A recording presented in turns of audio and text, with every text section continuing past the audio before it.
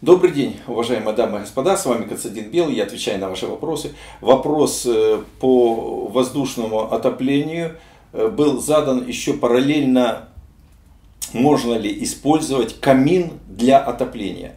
Ну, давайте так, если это камин, как вот современные есть печи-камины, это фактически печь с большим стеклом, то да, печи-камины могут отапливать то помещение, в котором они находятся.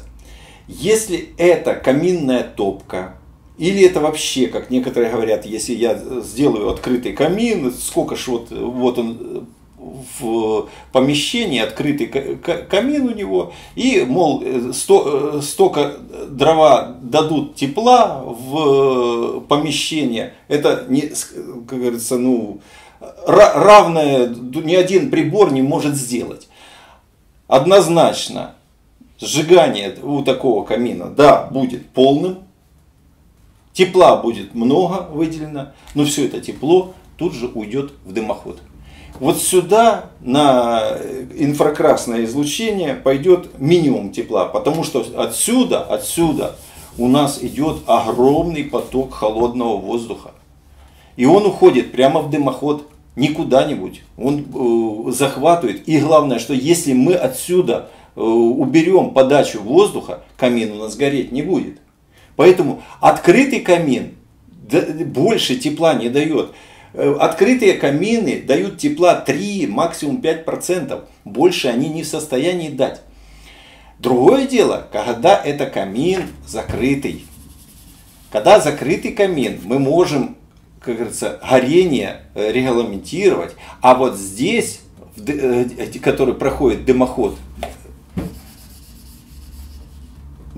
уже мы, во-первых, уменьшаем диаметр дымохода по сравнению с тем дымоходом, который в открытом камине.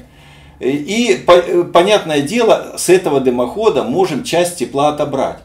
КПД вот этого камина уже может достигать и до 20%. Понятное дело, что этот камин будет не дешевый, потому что это отдельно каминная вставка и плюс еще каминная отделка, плюс еще вот этот дымоход. В целом получается сооружение не совсем дешевым, но оно более оправдано, чем открытый камин. И опять же, полноценного тепла все равно оно не даст. Она даст вот одно помещение, оно немножко отопит. Чтобы рядом помещение отопить, много тепла не будет.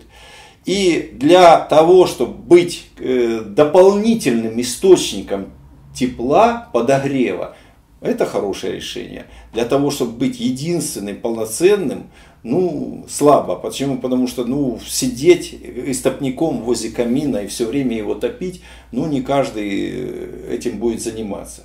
Люди и спать хотят, и все. А если у вас только один этот прибор, понятное дело, что у вас будет сильно выхолаживаться ночью. Несмотря на то, что есть камины, которые теплоаккумулирующие камины, но это все равно это не печь. Вот печь там огромная, там может быть как та же русская печь, огромная закладка, огромная кладка, там массив печи, и она потом отдает тепло. Поэтому камин будет, конечно, здесь уступать печи, значительно уступать.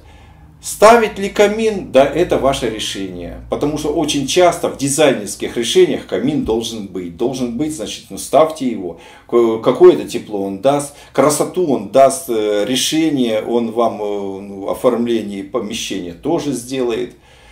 Поэтому вот здесь бы я все-таки, как говорится, не взялся на себя смелость рекомендовать вам именно установку камина. Больше всего вам даст рекомендацию в этом деле дизайнер. А отопление от него вы много не получите. Это мое мнение, мое сугубо личное мнение.